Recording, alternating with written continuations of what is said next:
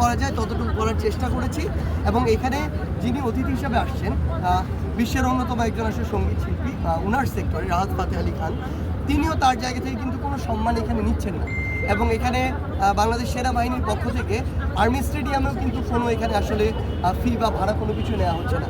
সামগ্রিকভাবে অন্তর্বর্তীকালীন সরকার বলি, বাংলাদেশ সেনাবাহিনী, বাংলাদেশ পুলিশ থেকে শুরু করে জুলাই শহীদ স্মৃতি ফাউন্ডেশন বা আমরা যারা রয়েছে আমাদের সকলের আসলে সম্মিলিত প্রয়াসে এখানে যতটুকু ফান্ড কালেক্ট হবে আমাদের দিন শেষে উদ্দেশ্য হচ্ছে এটা দিয়ে আমরা আহতদেরকে আমরা একটু সহায়তা করতে চাই, শহীদ পরিবারের পাশে দাঁড়ানো।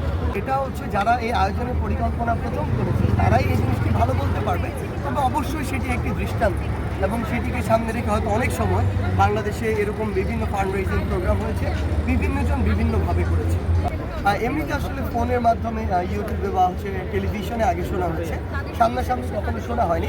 কিন্তু এখানে যেহেতু আমাদের আহত যোদ্ধারা এবং শহীদ পরিবার থেকে শতাধিক সদস্য এখানে আসবেন, সো আমাদের দায়িত্ব হচ্ছে অবশ্যই তাদের পাশেও থাকা, তাদের নিরাপত্তার জন্য এখানে আইনশৃঙ্খলা রক্ষাকারী বাহিনীর অসংখ্য ইউনিট রয়েছে, বিভিন্ন স্তরের নিরাপত্তা রয়েছে।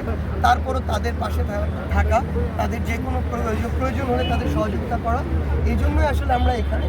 আমরা মনে করি যে আসলে তারাও একটা ট্রমার মধ্যে রয়েছে। এই ট্রমা থেকে জানি না আসলে কিভাবে বের হওয়া সম্ভব।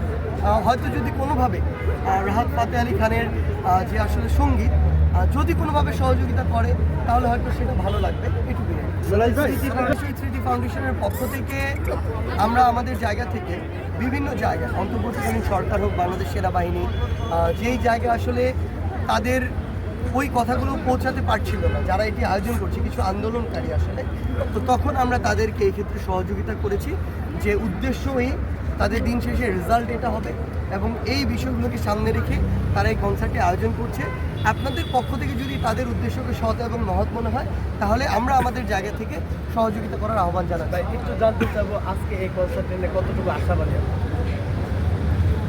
দেখুন, আমরা আমাদের জায়গা থেকে মনে করি যে এখানে যারা কনসার্টটি উপভোগ করার জন্য আসবেন তারা তাদের ব্যক্তিগত জায়গা থেকে উপভোগ করবেন।